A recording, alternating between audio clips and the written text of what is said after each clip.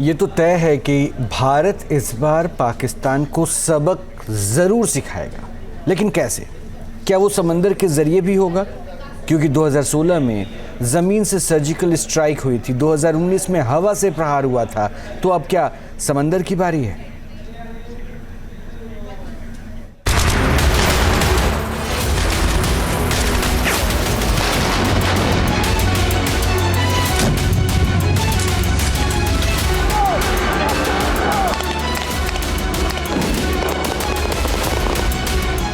साल 2016 में भारतीय सेना की जमीन के जरिए सर्जिकल स्ट्राइक।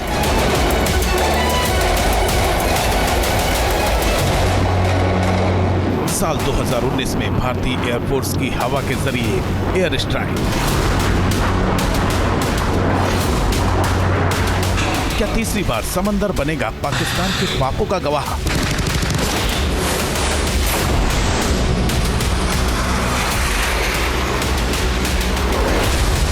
जब दुश्मन भारत में घुसकर उसे लहूलुहान कर दे तो जवाब सिर्फ जमीन और हवा से ही नहीं जाएगा, समंदर भी गरज उठेगा।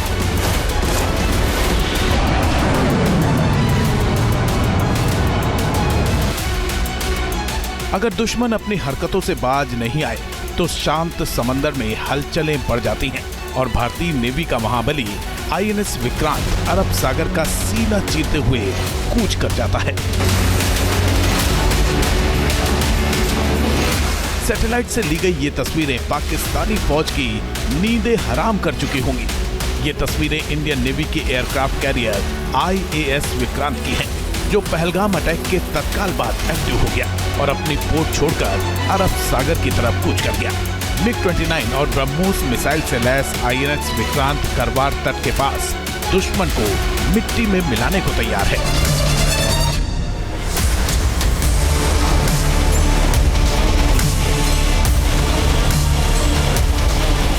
अब आपको एक और तस्वीर दिखाते हैं, जिसे देखकर पाकिस्तानी हुक्मरानों और मुनीर की फौज का हाजमा बिगड़ चुका होगा।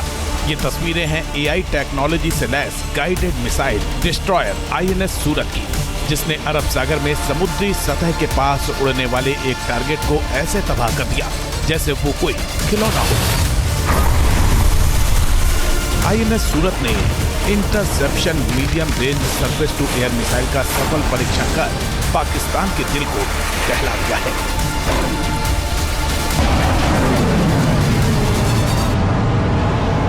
पहलगाम आतंकी हमले की बड़ी कीमत पाकिस्तान को चुकानी होगी, इस बात से पाकिस्तान अलर्ट पर है। अरेबियन सी में देखें तो पाकिस्तान ने नेवल अलर्ट जारी किया है। नेव एरिया अलर्ट के तहत पाकिस्तान नहीं चाहता कि इस एरिया में कोई भी इंडियन नेवल एसेट मूव करे।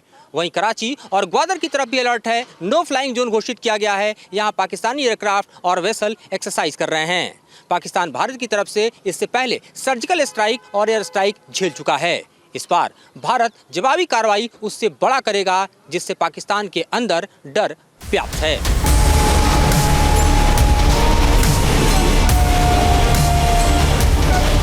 लेकिन उसे पता नहीं, या फिर पता भी होगा, कि भारतीय नेवी सिर्फ समंदर की पहरेदार ही नहीं बल्कि वो घातक स्ट्राइक फोर्स भी है, जो जरूरत पड़ते ही पाकिस्तान और उसके आतंकी बेस को मिनटों में खाक कर सकती है।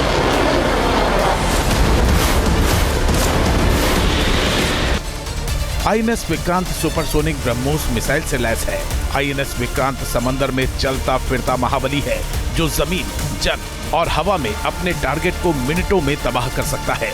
आईएनएस सूरत दुनिया के सबसे बड़े और सबसे बेहतर डिस्ट्रॉयर में से एक है, जो P-15B guided missile destroyer project का चौथा युद्धपोत है।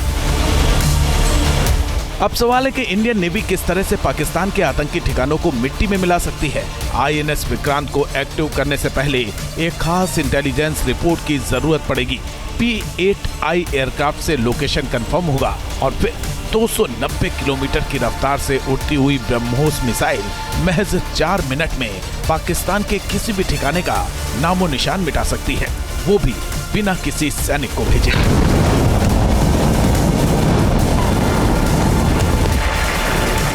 अब बात सिर्फ समंदर की नहीं, स्पेस और एआई तक पहुंच गई है। भारतीय नेवी अब सैटेलाइट से जुड़ चुकी है। नेवी ड्रोन, हाइपरसोनिक मिसाइल और स्वार्म टेक्नोलॉजी इंडियन नेवी का हिस्सा बन चुके हैं। पाकिस्तान के हर हिस्से से भारत के खिलाफ साजिशें रची जाती रही हैं। यहाँ तक कि समंदर से भी। मुंबई हमले का रास्ता भी इसी समंदर से होकर निकला था। लिहाजा भारतीय नेवी अगर कहर बरपाएगी तो पाकिस्तान के 3 ठिकाने उसके टारगेट पर होंगे। कराची नेवी बेस, जो पाकिस्तान की मुख्य नौसैनिक ताकत है, ग्वादर पोर्ट, जो चीन पाकिस्तान के सपनों की नींव है, और मारा, जहां पाकिस्तान मरीन की ट्रेनिंग यूनिट है। इंडियन नेवी अपने एयरक्राफ्ट कैरियर्स के जरिए इनमें से पाकिस्तान के किसी भी ठिकाने को तबाह कर सकती है।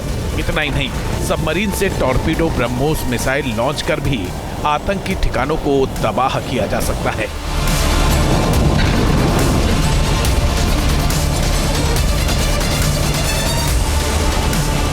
ब्रह्मोस को दुनिया की सबसे तेज क्रूज मिसाइल माना जाता है, जिसकी रेंज 300 किलोमीटर से भी ज्यादा है और इसकी स्पीड 2.8 मैक के बराबर है।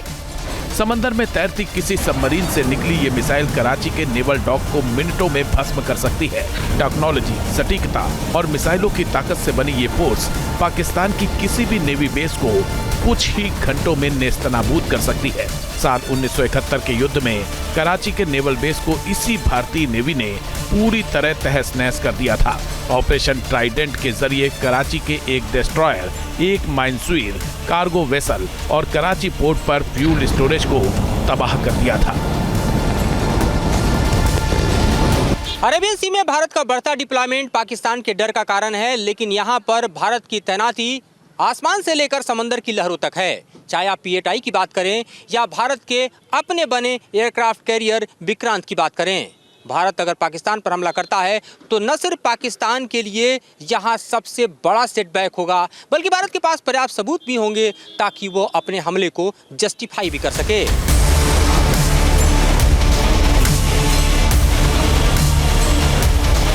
जैसे साया वैसे ही मार्कोस, ये मैरीन कमांडो पानी के अंदर से दुश्मन के बेस तक पहुंचते हैं, C4 विस्फोटक प्लांट करते हैं, फिर टारगेट को उड़ा देते हैं और चुपचाप अपने ठिकाने पर लौट आते हैं। अगर पाकिस्तान ने कोई हिमाकत की तो जवाब भी पानी से आएगा, और वो भी खामोशी से। अब आप सोच रहे होंगे कि पाकिस्तान के पास भारतीय नेवी की तोड़ के लिए क्या है, तो इस सवाल का जवाब है, इंडियन नेवी के आगे पाकिस्तानी नेवी की कोई हैसियत नहीं। पाकिस्तान की नेवी के पास सीमित एयरक्राफ्ट और सबमरीन है, टेक्नोलॉजी पुरानी है और मेंटेनेंस कमजोर। भारत की तुलना में आधे से भी कम संसाधन है। युद्ध हुआ तो उनके पास भागने का रास्ता भी नहीं बचेगा। ग्वादर में अगर भारत हमला करता है तो सिर्फ पाकिस्तान को ही नहीं बल्कि चीन को भी एक चेतावनी होगी, क्योंकि अरब सागर में भारतीय सेना की इजाजत के बिना कोई चिड़िया भी पर नहीं मार सकती। भारत का ये हमला सिर्फ एक युद्ध नहीं बल्कि एक संदेश भी होगा, आतंक को जवाब दो, ऐसे ही मिलेगा। Team news nation. News nation अब व्हाट्सएप पर खबरों के ताजा अपडेट के लिए न्यूज नेशन के इस QR कोड को स्कैन करें।